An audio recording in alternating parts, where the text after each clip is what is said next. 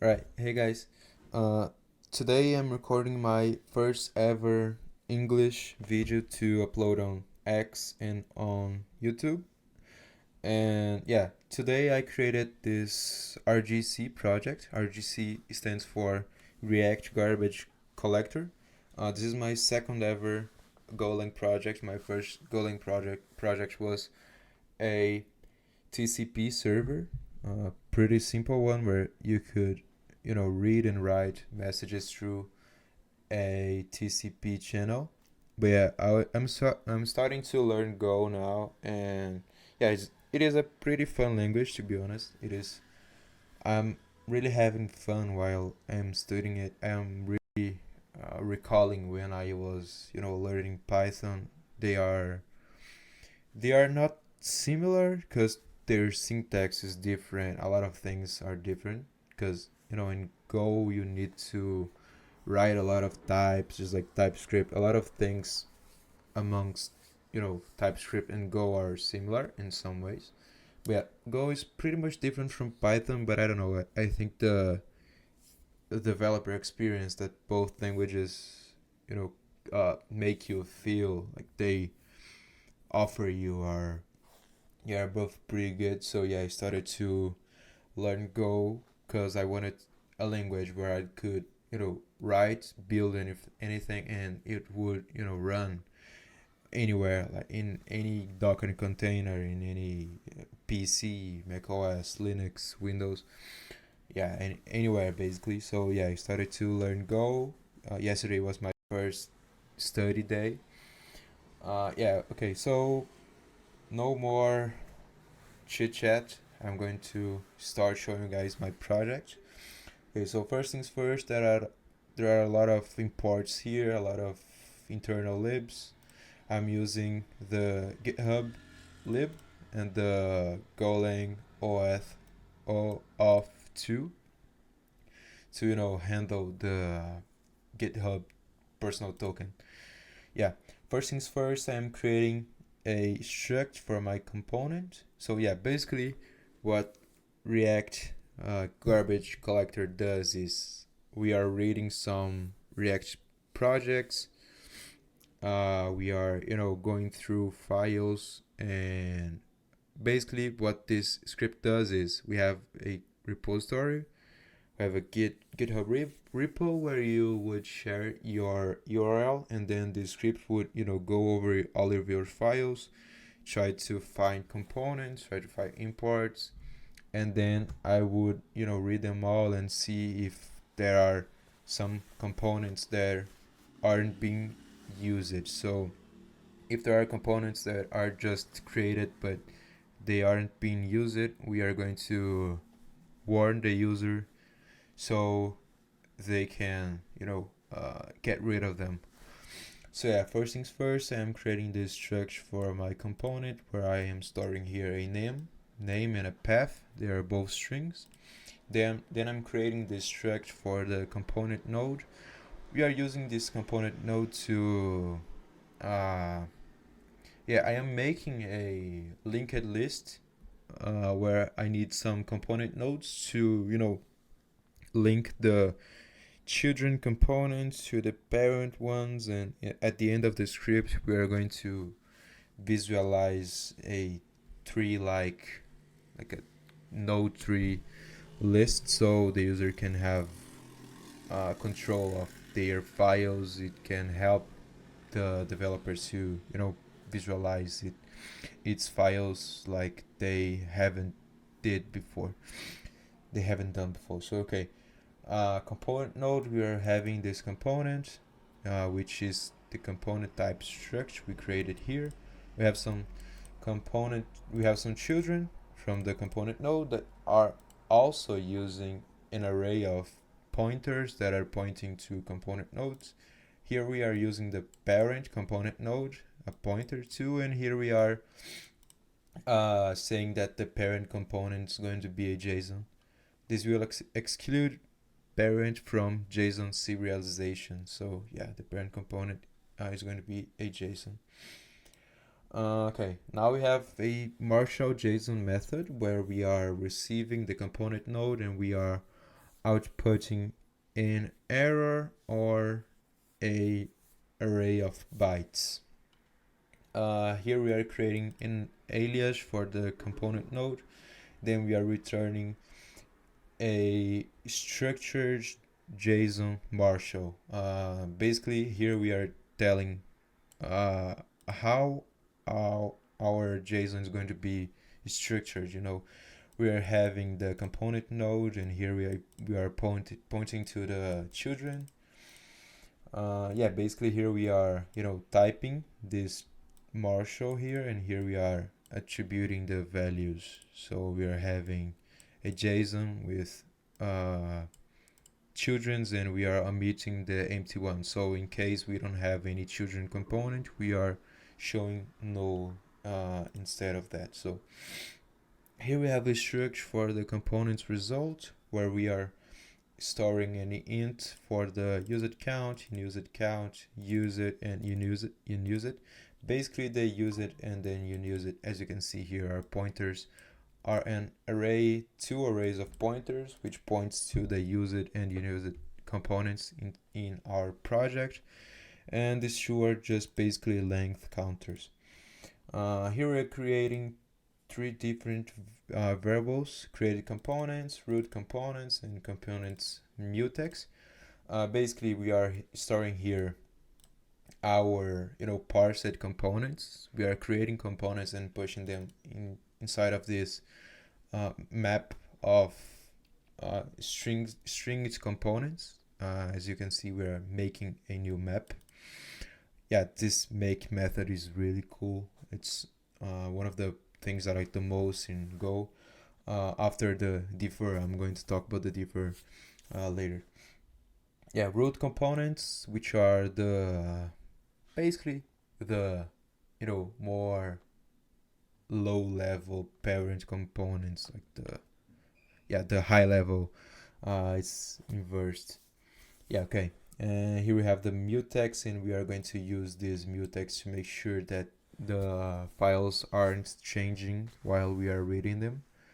This is a pretty smart thing. It wasn't me because I'm dumb. It was the Cursor IDE AI that came up with this idea. It's really cool to use a mutex here. I'm not used to use mutex yet, but this is a really great idea to better handle the mutations of the files. I don't know if mutation is the word, but we don't want files changing while we are reading them, because it would create a loop or something like that, like a memory leak. I don't know, some fucked up thing. Process repository. Here we are receiving both the username and the repo for the GitHub account. They're both strings, and we are returning a pointer for the components result or an error. Basically here we are reading the I don't know, I think this is the your machine's environment variables. If you are on Windows, you maybe in your life you needed to go there and search, like, edit environment variables to do some stuff. If you write code in Node, Node, probably you've had to do something like this. Or if you use WSL as well, I think so. You probably know what I'm talking about. So macOS uses it a lot too, so Linux too. I think Windows uses this less than Mac and Linux, but you know what I'm talking about. Is the environment variables of your machine that are stored in your machine. So here we are validating the token. If there's not a token, we are returning nil, and then we are printing this error. I think I would use log.fatal instead of printing the error that way. Fatal I don't know how to use this method yet, but we are just leaving the error f. We are creating a context here. context of background, because we are using this context to make sure that we can, place some timeouts. We don't want our script to take like 12 minutes to read a bugged file, a giant file. Like, let's imagine that you have a exposed node modules folder inside of your repo. For some dumb reason, you uploaded a node modules folder into your GitHub repository, and you ask RGC to read those files, and it starts to read node modules files. So you're basically frying up your computer, and we don't want that, right? I don't want that. I don't want my computer fried. I don't know about you, man. But yeah. Okay, we are creating this static token source, and we are creating a new eth off client. I always say eth. I don't know why I say eth. Off client here. Yeah, and we are creating a GitHub client as well. Oh, fuck. Okay, so CTX cancel context with timeout. So yeah, I'm placing here a 75-second timeout just to make sure our script isn't take too long to run. And there's my favorite part about writing in Go, the differ method, the differ directive. I don't know what we should call this, but I think it's the directive. Yeah, the differ. I think goes like it's, yeah, man. Goes polite, a Go asks before doing something. If you have a polite friend that asks to hug you or something weird like that, Go's that guy.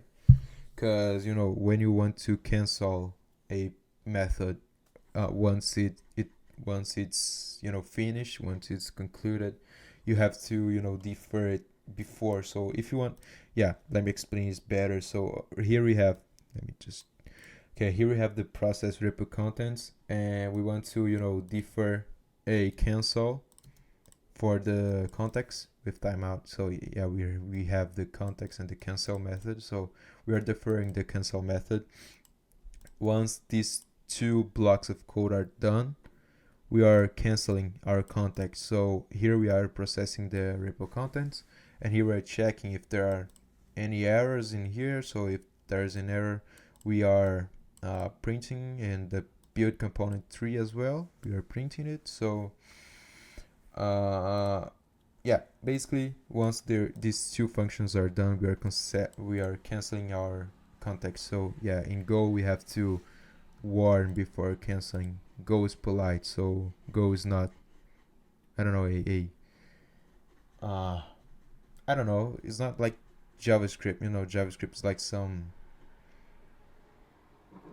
JavaScript is like, yeah, fuck it, like let's cancel this now, like let's throw an error and let's fuck up our method. Yeah, in Go you can't do that. You need to warn before canceling. So Go is pretty much polite. Yeah, I like Go. Okay, so let's go ahead. Here we are creating a new class. We are using this, I think we are using this thing, this commercial I don't know how we say this in English. In Portuguese we say e-comercial. I really don't know how to say this in English. I think it's an and, and. I don't know how to say this in English, but yeah. We are creating a new class, components result. We are passing here the used and unused components. Here we are creating some empty slices. Yeah, I posted a tweet yesterday. Yeah, the day before yesterday, talking about empty slices. So yeah, when you create an empty slice, you are making sure that, yeah, first things first, why would you use a slice instead of using an array? Like, what the fuck is this? Like, you are saying this is an array, and then you are open like a bracket. Like, what do you want, man? Do you want an object, or do you want an array? So yeah, using slices in Go, yeah, it is pretty smart actually. It is pretty, yeah, it is smart for you because you want to use less memory as possible, right? You want your app to be as optimal as possible. So you don't want to, throw away memory, like you use that memory. You don't want that, right? You want to use the correct amount of memory that you need to your app. Your app needs to work, right? So when we create these empty slices, we are making sure that we are starting with zero memory allocated. And once we start to push things inside these slices, they are going to dynamically increase their size in memory. So yeah, it is pretty smart, man. I like slices as well. I like slices, I like differs, I like structs. Yeah, Go is a pretty fucking amazing language. Okay, yeah, there are a lot of codes, so yeah, I'm going to do a quick I'm going to go through the rest of this code pretty much quickly. So yeah, here we are reading the root components, and we are checking if the root components have children or if they are imported by other components. So if they have any children or if they are used by other components, we are appending them into the used slice. Else we are appending them into the unused slice. Okay. Here we are. Do you guys remember that components result thing we created here? We are basically here. We are basically uh, appending the length of the files of the components. So we are storing the components in here, and then we are returning the result class, which is an object basically, and we are returning null, so the function can stop. So here we have the is imported by others, pretty much basic function. I don't want to talk about this one because it is pretty boring. Process repo contents. Here we are basically reading directories, files, checking for errors, getting file content. So this is basically a what is that word? I really forgot that word. So this is a function that calls itself again, and that is a recursive function. So basically we are checking for the directory content, and we are going through the range of the contents inside the directory. So if the content type, if the pointer of the content type, I don't know why we are using pointers here, but yeah, if the content type is a directory, we are calling the function once again and doing the same thing until we reach the end of the binary tree, basically. And if the content type is a file, we are processing the file. The process file is right here, so we are going to take a look at that. Yeah, process directory, basically we are getting the content inside the directory as well. We are doing the same thing as we are doing to the repo components. This is a recursive function as well. Process files, yeah, we only need to be careful about if we are reading a directory or if we are reading a file, because the directory doesn't have text, doesn't have content, it has children files, children components. So we need to reach the bottleneck. We need to follow the line and search for the files, the last file, the first one, the linked files. Yeah, this is a pretty messy stuff, but yeah, basically the process file function is like only 8 lines, because it pretty much, it basically just extracts the component name, and it creates a new component using the component name as a key, and we are storing our data inside of a component structure. Oh yeah, there's the mutex thing here. So yeah, basically we are locking the mutex here, so we are locking it, and then we are deferring the unlock. So basically what we are doing here is we are locking.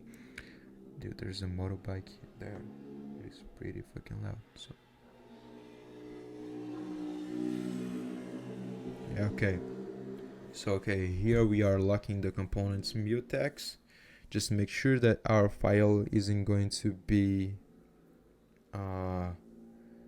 edited update it or something like that while we are reading it, because it could crash our entire script. It could fry your computer. It could end your life basically if you run RGC inside of a node modules folder. I have only 8 gigs of RAM, so if you have 128 gigs of RAM, that wouldn't be a problem for you. But yeah, it is a huge problem for me to run this script inside a node modules folder. Here we are checking if this is a component or not. Here we are extracting the component name. Pretty boring stuff. I really don't want to talk about this one because we are basically building a component tree. We are basically reading the node tree that we retrieved from the folders, the directories, and here we are assembling it once again so we could, deliver as a response for the client. So yeah, some here there are some lead code stuff. If you like lead code, you should really read this function because it would be fun for you, but it is boring and complex for me. So yeah, find child components. Yeah, okay, I wanted to discuss with you guys about this function. So this function is the mainly reason that this is the main reason why RGC isn't 100% precise. Its accuracy isn't 100% because of this function. So what happens when we run the RGC inside of a repository, project, directory? We need somehow to identify which type of files are we interested on. In this file I say that I'm only interested in .tsx and .jsx files, but that isn't enough because I know that is a React file. No, this is a TSX, a GSX file, but where is the component? So basically we're using this regex. We're passing this must compile. So we're basically we have some validations here. I think we have 2 validations, the import and the from. And if this reject matches 2 times as we are expecting here, like if we have 2 matches, so if the file that we are reading have an import and have a from, we have found a component importation. So yeah, now we know that is a component. So if there's this line that it has written like import and from, and after the import we have user badge, so we know user badge is a component, right? Because it is being imported in another file. So this is what is happening here. I don't like this function at all. I really don't like it because it was written by Claude. I don't know if it's Claude. It is French, so maybe Claude. I don't know. I really don't know. So yeah, that AI wrote this stuff, and I don't like using regex. That sounds like some code smell. So yeah, I'd prefer to use some more elegant approach for this one. But yeah, it is what we have. Yeah, and the repository is open source, so if you guys want to rewrite this function, I would be very happy because I want this script to work because it is pretty much interesting. I like to use RGC. It is something that I would definitely use in my daily routine. But yeah, okay, let me show you guys how this thing works now. Yeah, we have the main.go file where we are importing gin and cars. So yeah, we are creating a structure for the request payload. This is basically a DTO, like a validator of the payload. We are saying that we need a username in a repo. So yeah, if it is your first time looking at a Go code base, you might find this weird because as you can see, we have capitalized username, capitalized repo, but here we are passing it in lowercase. So we are using these 2 in capitalized, like the first letter is uppercase. I think that's because we are using a public. This property is a public property, so we are passing the first letter in uppercase, but the really case that matters the one inside of here. So if we are using uppercase here, we are making it uppercase, but if we leave it lowercase, the lowercase is the one that is going to be used, because this is the this is the expected structure from the JSON. This JSON dot is what is dictating what we're expecting. So yeah, here we're creating a main function where we are creating like the like that const app equals express. If you use Node.js, this is basically the same thing.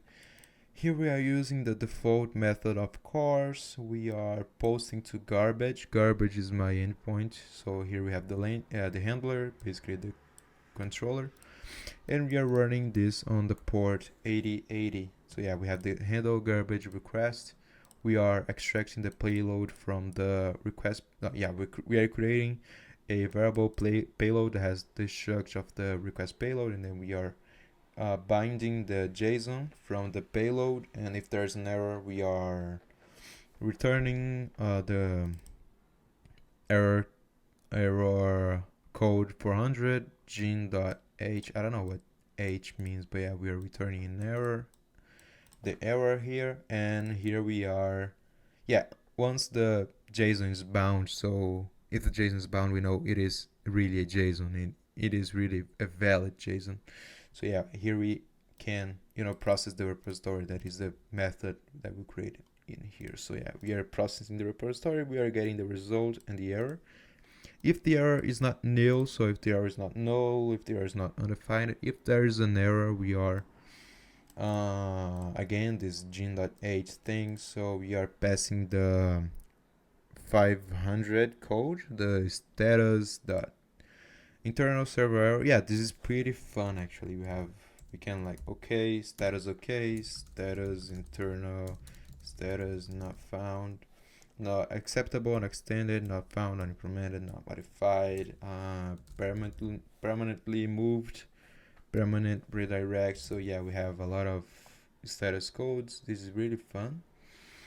And okay, yeah, I think this H is like the response.json that we use in Express. Yeah, I think that's it. So why like you guys may be asking yourself like what is dude in doubt, like he was the one that wrote all of this code, right?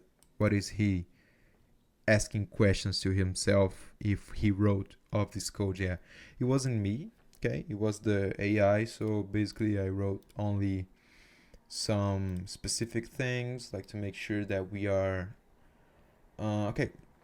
There were some times that the AI wrote some pretty weird code that weren't working as I was expecting. So yeah, then I would dive in and fix the issue, and then I would capture using the AI, because today was a pretty rough day. I haven't had much time left, much free time to work on this thing. So yeah, I basically used, I don't know, maybe 2 hours to write this entire thing, and it is my second project. So yeah, I'm pretty proud of the results. So yeah, go run dot to run the files. Okay, let me show you guys the README first, because I want to show you guys what you guys need to do to make this thing work. So yeah, first things first, you might want to install Go, because we are running a Go project, so you wouldn't use Node to run this one. Okay, I will need to run a git pull, because I added some new stuff to the README. Basically what I added was this disclaimer where I am showing you guys that in Windows we are I'm basically showing you guys that in Windows we don't use export, we use set. So set GitHub token, export GitHub token. So yeah, basically first things first, you need to clone the repository, you need to run the go mod tidy tidy tidy. Yeah, we need to run the go mod tidy to install all of the dependencies. Then we need to go to github.settings. We have github.com/settings/tokens, and you might want to create a personal token. And once you have your token, you can export GitHub token equals to paste your token and press enter to save it in your machine. And yeah, basically that's pretty much it. I want to change some things here just to make this readme better. Yeah, go mod tidy, and there was a thing here. What was it? Yeah, run the application, cd source, and go run dot. Okay, let me just comment this stuff. Fit readme stuff. Okay. Once you have your GitHub token exported, we can go ahead and start this thing. So yeah, you have this RGC project. You're going to cd into source, and you're going to run go run dot. And we are going to start up our project now. We are hearing at 8080. I'm going to open my Postman here, and what we are going to do now is we are going to do a post request to localhost 8080/garbage, and into the body we are adding a JSON body, raw JSON body, where we are passing our GitHub account username and the repo that we are going to read. Okay, I'm using my account Igor Felipe Duca, and I'm passing this fictional Alco broccoli that is basically a standard Vite project that I created to, I just pasted some unused components in there just to make sure we had something to test our script. So yeah, I'm going to run this right now. It doesn't take too long to be ready. Okay, it took 6 seconds to be ready. We analyzed 13 components, so we can take a look at here. Now we have the app component that it doesn't have any children. We have the card component that has the card header, the card body, and the card header. I don't know, this card header component's weird. Yeah, okay, so the card component has 2 different children. What the fuck is happening here? Okay, this is weird. We have the sidebar has a button. The button hasn't any children.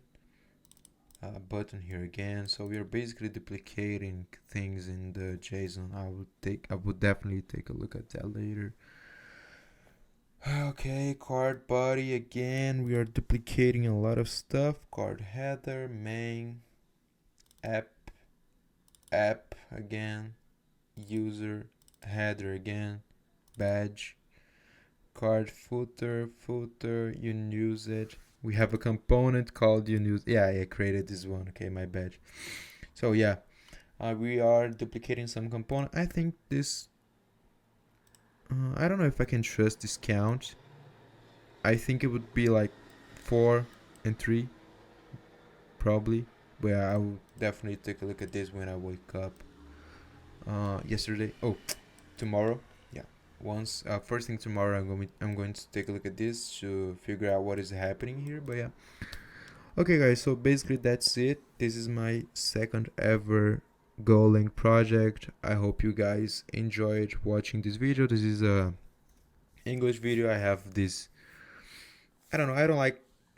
Yeah, my English is really better right now, but I need to improve. So if you guys weren't able to understand me, or if you guys had some trouble following my thought line, you could definitely send me some DM on Twitter. You could comment here on the YouTube video. But yeah, I'm probably posting it at the same time in X and in YouTube. So yeah, you guys feel free to leave a comment, leave a feedback if you think I'm dumb to creating this massive monster here.